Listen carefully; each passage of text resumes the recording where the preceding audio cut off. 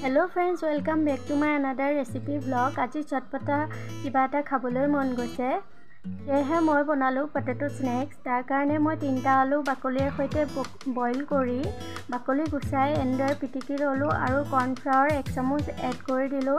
লগে লগে মই জোখমতে নিমখ অলপো এড কৰি দিলোঁ আৰু অকণমান জালুকৰ গুড়িও এড কৰি দিলোঁ।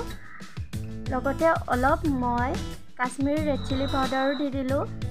এতিয়া মই এইখিনি ধুনীয়াকৈ সানি ল'ম।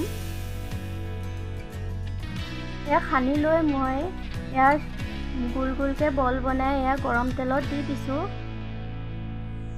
এতিয়া মই এইখিনি ধুনীয়াকৈ লৰাই দিম।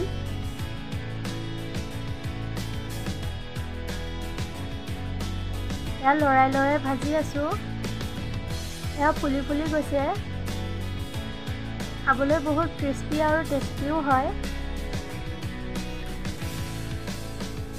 একেবাৰে সহজতে কম সময়ৰ ভিতৰতে বনাব পাৰি।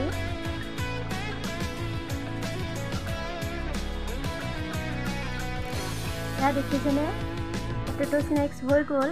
আপোনালোকে দেখি কেনেকুৱা পাইছে জনাবলৈ নাপাহৰিব দেই। এয়া ৰেডি হৈ গ'ল। ইয়াৰ লগত খাবলৈ মই এটা নৰসিংহ পাতৰ চাটনি বনাইছিলোঁ। চাটনিটো মই আন এটা ব্লগত দিম, চাবলৈ নাপাহৰিব। যদি আজিৰ ৰেচিপিটো ভাল লাগিছে তেতিয়াহ'লে please like, share and subscribe কৰি দিব আৰু নেক্সট এটা ভিডিঅ'ত আকৌ লগ পাম।